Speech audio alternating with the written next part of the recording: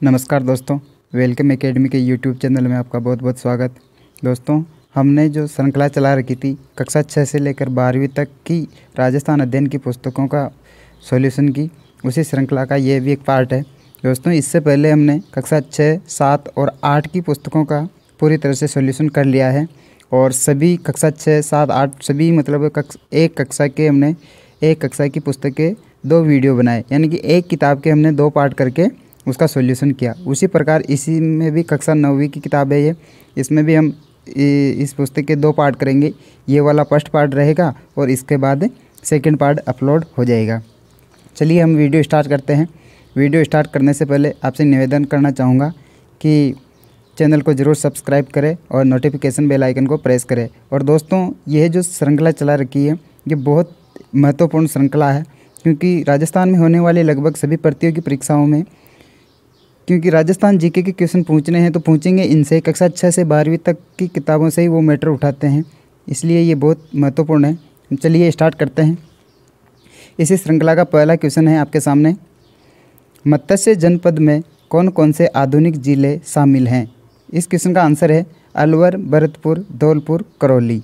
मत्स्य जनपद में कौन कौन से जिले शामिल हैं? अलवर, भरतपुर, धौलपुर, करौली। आप इसे ऐसे ABCD ऐसे ट्रिक बना के भी याद कर सकते हैं। नेक्स्ट क्वेश्चन की ओर चलते हैं। नेक्स्ट क्वेश्चन है, मेवाड़ पर जिस वंश का सर्वाधिक काल तक शासन रहा वह है? तो इस क्वेश्चन का आंसर होगा गुहिल वंश। मेवाड़ पर सर्वाधिक समय तक किसका शासन रहा? गुहिलों का मेवाड़ पर सर्वाधिक समय तक शासन रहा। अगले क्वेश्चन की ओर बढ़ते हैं। जांगलधर बादशाह किसे कहा जाता है? आंसर होगा दोस्तों करण सिंह। करण सिंह को दोस्तों जांगलधर बादशाह के नाम से भी जानते हैं। अगले क्वेश्चन की ओर बढ़ते हैं। क्वेश्चन नंबर 4 है, जुते हुए खेत के प्राचीनतम साक्ष्य राजस्थान में कहाँ से मिले हैं? तो इस क्वेश्चन का आंसर है कालीबंगा। जुते हुए खेत के साक्ष्य कहाँ से मिले? कालीबंगा से। दोस्तों, मैं जल्दी बोल रहा हूँ, हो सकता है अगर आपको कोई क्वेश्चन समझ में नहीं आए, अगर मतलब ऐसे बोलने से आपको कोई क्वेश्चन समझ में नहीं आए तो आप वीडियो को रोक के उसको अच्छी तरह से पढ़ें, उसके बाद ही आगे की ओर बढ़े। अगले क्वेश्चन की ओर चलते हैं। क्वेश्चन नंबर 5 है, जुलाई 1734 ईस्वी को हुरडा सम्मेलन आयोजित हुआ। हुरडा सम्मेलन की अध्यक्षता मेवाड़ के किस शासक ने की थी? इस क्वेश्चन से 2-3 क्वेश्चन अपन को निकल कर मिल रहे हैं। देखना कि हुरडा सम्मेलन कब आयोजित हुआ था? तो जुलाई 1734 ईस्वी में। हुरडा सम्मेलन की अध्यक्षता कहाँ के शासक ने की थी? तो आंसर होगा मेवाड़ के शासक ने। और किस शासक ने की थी? तो उसका आंसर है महाराणा जगत सिंह। हुरडा सम्मेलन की अध्यक्षता किसने की थी? महाराणा जगत सिंह ने, जो कब आयोजित हुआ था? जुलाई 1734 ईस्वी को। अगले क्वेश्चन की ओर बढ़ते हैं।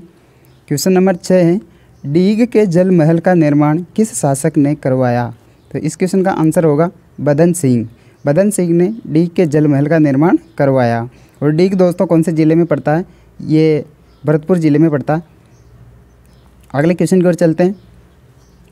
क्वेश्चन नंबर 7 है, कीर्ति स्तंभ विजय स्तंभ का निर्माता कौन है? आंसर है दोस्तों इसका राणा कुंभा। कीर्ति स्तंभ का निर्माता कौन है? राणा कुंभा। अगले क्वेश्चन की ओर बढ़ते हैं। क्वेश्चन नंबर 8 है, अकबर ने जयपुर के किस शासक को फरजंद यानी कि बेटा की उपाधि व 7,000 का मनसब प्रदान किया था? आंसर है इसका मान सिंह। मान सिंह को दोस्तों इसने अकबर ने फरजंद की उपाधि से नवाजा और 7,000 का मनसब प्रदान किया था। अगले क्वेश्चन की ओर बढ़ते हैं। अगले क्वेश्चन की ओर बढ़ने से पहले मैं आपको बता दूं कि जो हल्दी घाटी का युद्ध हुआ था महाराणा प्रताप और अकबर के बीच में, उसमें ये मान सिंह अकबर की तरफ से एक सेनापति बनके महाराणा प्रताप से इसने युद्ध किया था। वही ये मान सिंह है जो जयपुर का शासक है। अगले क्वेश्चन की ओर बढ़ते हैं। 18 जून 1576 को कौन सा युद्ध लड़ा गया? इस क्वेश्चन का आंसर है हल्दी घाटी का युद्ध। 18 जून 1576 को कौन सा युद्ध लड़ा गया? हल्दी घाटी का युद्ध, जो राजस्थान का बहुत ही महत्वपूर्ण युद्ध माना जाता है। ये महाराणा प्रताप और अकबर के बीच लड़ा गया। अकबर की तरफ से, वही मैं अभी पिछले क्वेश्चन में बताया मैंने, मान सिंह उसकी तरफ, अकबर की तरफ से मान सिंह लड़ा और इधर से महाराणा प्रताप लड़ा। इसमें प्रत्यक्ष रूप से महाराणा प्रताप की हार नहीं हुई, क्योंकि अकबर का एक सपना था कि महाराणा प्रताप को बंदी बनाना, जबकि वो महाराणा प्रताप को बंदी नहीं बना सके। लेकिन हम पढ़ते हैं कि हार किसकी हुई थी? महाराणा प्रताप की। लेकिन हम स्पष्ट रूप से ये नहीं कह सकते कि हार महाराणा प्रताप की हुई थी। अगले क्वेश्चन की ओर बढ़ते हैं। क्वेश्चन नंबर 10 है, पृथ्वीराज विजय का रचयिता कौन था? इस क्वेश्चन का आंसर है जयानक। पृथ्वीराज विजय का रचयिता कौन है? जयानक। अगले क्वेश्चन की ओर बढ़ते हैं। राजस्थान में वैष्णव धर्म के प्राचीनतम साक्ष्य किस अभिलेख से मिले हैं? आंसर होगा दोस्तों गोसुंडी अभिलेख। वैष्णव धर्म के साक्ष्य कौन से अभिलेख से मिले? गोसुंडी अभिलेख। अगले क्वेश्चन की ओर चलते हैं। क्वेश्चन नंबर 12 है, पृथ्वीराज रासो का लेखक कौन था? आंसर होगा चंद्रबरदाई। पृथ्वीराज रासो का लेखक कौन है? चंद्रबरदाई। अगले क्वेश्चन की ओर चलते हैं। नागौर का संबंध मध्यकाल में किस प्रसिद्ध सूफी संत से रहा है? आंसर होगा दोस्तों हमीदुद्दीन नागौरी। नागौर का संबंध मध्यकाल में किससे रहा है? हमीदुद्दीन नागौरी, जो कि एक सूफी संत हैं। अगले क्वेश्चन की ओर चलते हैं। क्वेश्चन नंबर 14 है, जालौर के चौहान वंश का संस्थापक कौन था? आंसर होगा कीर्तिपाल। जालौर के चौहान वंश का संस्थापक कौन था? कीर्तिपाल। नेक्स्ट क्वेश्चन नंबर 15 है, जेम्स टोड ने किसे राठौड़ों का यूलिसेस कहा है? आंसर होगा दोस्तों दुर्गादास। दुर्गादास को किसने यूलिसेस कहा है? तो जेम्स टोड ने। और जेम्स टोड ने दुर्गादास को क्या कहा है? राठौड़ों का यूलिसेस। क्वेश्चन को कैसे भी घुमा फिरा के पूछे, बस आपको आंसर पता है तो आप उसका जवाब सही दे सकते हो। अगले क्वेश्चन की ओर चलते हैं। क्वेश्चन नंबर 16 है, राजस्थान के क्षेत्रों के प्राचीनतम नामों का उल्लेख किस वेद में किया गया है?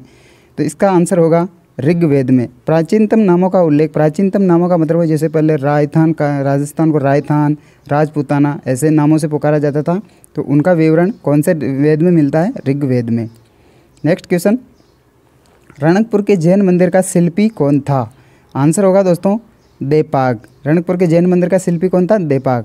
यहाँ क्वेश्चन शिल्पी के बारे में पूछा जा रहा है, न कि ये पूछा जा रहा है कि रणकपुर के जैन मंदिर का निर्माता कौन था। निर्माता अलग है जबकि शिल्पी अलग है, तो शिल्पी कौन होगा? देपाग। नेक्स्ट क्वेश्चन की ओर चलते हैं। क्वेश्चन नंबर 18 है, कर्नल जेम्स टोड द्वारा रचित annals and antiquities of Rajasthan का प्रकाशन कब हुआ? ये annals and antiquities of Rajasthan colonel James Tod के द्वारा रचित पुस्तक है। इसका प्रकाशन कब हुआ? आंसर होगा दोस्तों 1829 ईस्वी में। नेक्स्ट क्वेश्चन की ओर चलते हैं। क्वेश्चन नंबर 19 है, 1800 ईस्वी में सर्वप्रथम राजस्थान के भूभाग के लिए राजपूताना शब्द का प्रयोग किसने किया? तो इस क्वेश्चन का आंसर होगा जॉर्ज थॉमस ने। राजस्थान के लिए राजपूताना शब्द का प्रयोग किसने किया था? जॉर्ज थॉमस ने। नेक्स्ट क्वेश्चन कर चलते हैं। क्वेश्चन नंबर 20 है। क्वेश्चन नंबर 20, कवि माघ ने अपने ग्रंथ शिशुपाल वध की रचना कहाँ की? कवि माघ दोस्तों संस्कृत के एक महान लेखक माने जाते हैं, महान कवि माने जाते हैं, जिन्होंने शिशुपाल वध की रचना की। ये रचना कहाँ की थी? तो आंसर होगा भीनमाल में। कवि माघ ने शिशुपाल वध की रचना कहाँ की? भीनमाल में। अब आपसे ये भी पूछा जा रहा है, ये भी पूछा जा सकता है कि कवि माघ की रचना कौन सी है? शिशुपाल वध, उसकी रचना कहाँ की थी? भीनमाल में। भीनमाल में कवि माघ ने कौन सी रचना की थी? शिशुपाल वध। क्वेश्चन कैसे भी घुमा फिरा के आपसे पूछा जा सकता है। नेक्स्ट क्वेश्चन की ओर चलते हैं। क्वेश्चन नंबर 21 है, चीनी यात्री वेनसांग ने कहाँ की यात्रा की थी? आंसर होगा दोस्तों इसका भीनमाल। वेनसांग ने कहाँ की यात्रा की थी? भीनमाल में। भीनमाल की यात्रा वेनसांग ने की थी, जो कि एक चीनी यात्री था। नेक्स्ट क्वेश्चन की ओर चलते हैं। क्वेश्चन नंबर 22 है, भारत में ताम्र सभ्यताओं की जननी किस सभ्यता को माना जाता है? आंसर होगा दोस्तों गणेश्वर, जो कि सीकर जिले में स्थित है। इसको क्या कहा जाता है? ताम्र सभ्यताओं की जननी। नेक्स्ट क्वेश्चन की ओर चलते हैं। दाऊदी बोहरा संप्रदाय का प्रमुख केंद्र कहाँ स्थित है? आंसर होगा दोस्तों गलियाकोट, जो कि डूंगरपुर में स्थित है। दाऊदी बोहरा संप्रदाय का प्रमुख केंद्र कहाँ है? गलियाकोट। नेक्स्ट क्वेश्चन की ओर चलते हैं। क्वेश्चन नंबर 24 है, मत्स्य जनपद आर्यजन के रूप में मत्स्य जाति का उल्लेख सर्वप्रथम किस वेद में हुआ, जो इसकी प्राचीनता का प्रतीक है? क्वेश्चन को रिपीट कर रहा हूँ, क्वेश्चन को अच्छी तरीके से समझिएगा। मत्स्य जनपद आर्यजन के रूप में मत्स्य जाति का उल्लेख सर्वप्रथम किस वेद में हुआ है, जो इसकी प्राचीनता का प्रतीक है? इस क्वेश्चन का आंसर होगा ऋग्वेद में। नेक्स्ट क्वेश्चन की ओर चलते हैं। राजपूताने का करण किसे कहा जाता है? आंसर होगा दोस्तों राय सिंह को। राय सिंह को दोस्तों राजपूताने का करण उपनाम से जानते हैं। नेक्स्ट क्वेश्चन की ओर चलते हैं। क्वेश्चन नंबर 26 है, राजस्थान के इतिहास में रूठी रानी के नाम से प्रसिद्ध कौन हुई? आंसर होगा दोस्तों रानी उमादे। रानी उमादे को दोस्तों रूठी रानी के नाम से जानते हैं। नेक्स्ट क्वेश्चन की ओर चलते हैं। मालदेव के सेनापतियों जेता और कोपा की वीरता से प्रभावित होकर किस शासक को कहना पड़ा कि एक मुट्ठी भर बाजरे के लिए मैं हिंदुस्तान की बादशाह खो देता। बहुत महत्वपूर्ण कथन है ये, एक मुट्ठी भर बाजरे के लिए मैं हिंदुस्तान की बादशाह खो देता। इस क्वेश्चन का आंसर होगा दोस्तों शेर शाह सूरी। शेर शाह सूरी ने ये बात कही थी कि मैं हिंदुस्तान, एक मुट्ठी भर बाजरे के लिए मैं हिंदुस्तान की बादशाह खो देता। यानी कि मालदेव और शेर शाह सूरी के बीच में युद्ध चल रहा था। मालदेव के सेनापति थे जेता और कोपा। इनकी वीरता मतलब इतनी शानदार थी कि शेर शाह सूरी, उनसे जीतना शेर शाह सूरी के लिए बड़ा मुश्किल हो गया था। ये हारता हारता बच गया, इसलिए इसने कहा था कि मैं एक मुट्ठी भर बाजरे के लिए मैं हिंदुस्तान की बादशाह खो देता। नेक्स्ट क्वेश्चन की ओर चलते हैं हम। क्वेश्चन नंबर 28 है, अरावली पर्वतमाला की सबसे ऊंची चोटी कौन सी है? आंसर होगा दोस्तों गुरु शिखर। अरावली पर्वतमाला की सबसे ऊंची चोटी कौन सी है? गुरु शिखर। नेक्स्ट क्वेश्चन की ओर बढ़ते हैं। क्वेश्चन नंबर 29 है, गुरु शिखर की ऊंचाई कितनी है? आंसर होगा दोस्तों 1722 मीटर। कितनी है? 1722 मीटर। गुरु शिखर की ऊंचाई 1722 मीटर है। गुरु शिखर अरावली पर्वतमाला की सबसे ऊंची चोटी है। अगले क्वेश्चन की ओर बढ़ते हैं। क्वेश्चन नंबर 30 है, छप्पन का मैदान कहाँ स्थित है? आंसर होगा दोस्तों बांसवाड़ा प्रतापगढ़ में। छप्पन का मैदान कहाँ स्थित है? बांसवाड़ा और प्रतापगढ़ में। नेक्स्ट क्वेश्चन की ओर चलते हैं। अर्जुन की गंगा किस नदी को कहते हैं? आंसर होगा दोस्तों बाणगंगा। अर्जुन की गंगा के नाम से कौन सी नदी को जानते हैं? बाणगंगा को। नेक्स्ट क्वेश्चन की ओर चलते हैं। क्वेश्चन नंबर 32 है, राज्य की सबसे ऊंचाई पर स्थित प्राकृतिक झील कौन सी है? आंसर होगा दोस्तों इसका नक्की झील, जो कि माउंट आबू सिरोही में स्थित है। राज्य की सबसे ऊंचाई पर स्थित प्राकृतिक झील मानी जाती है। नेक्स्ट क्वेश्चन की ओर चलते हैं। झीलों की नगरी कहा जाता है? आंसर होगा उदयपुर। उदयपुर को दोस्तों झीलों की नगरी कहा जाता है। नेक्स्ट क्वेश्चन की ओर बढ़ते हैं। हाडोती का पठार किन जिलों से संबंधित है? तो हाडोती का पठार हाडोती भूभाग पे ही फैला होगा। कोटा, बूंदी, बारां, झालावाड़ को हम हाडोती के नाम से जानते हैं और हाडोती का पठार जो है उसका संबंध भी इन्हीं से है, कोटा, बूंदी, बारां, झालावाड़। नेक्स्ट क्वेश्चन की ओर चलते हैं। फड़का गायन किनके द्वारा किया जाता है? फड़का गायन दोस्तों भोपों द्वारा किया जाता है। फड़े एक देवी देवताओं की कथा होती है फड़ में, उसका गायन भोपों के द्वारा किया जाता है। नेक्स्ट क्वेश्चन की ओर चलते हैं। वंश भास्कर के रचयिता थे? वंश भास्कर बहुत इम्पोर्टेंट, वेरी इम्पोर्टेंट रचना है ये। वंश भास्कर के रचयिता थे। आंसर होगा सूर्यमल मिश्रण, जो कि बूंदी राज्य के राजकवि थे। नेक्स्ट क्वेश्चन की ओर बढ़ते हैं। हरकेली नाटक के रचयिता थे? आंसर होगा दोस्तों विग्रहराज चतुर्थ। हरकेली नाटक के रचयिता कौन थे? विग्रहराज चतुर्थ।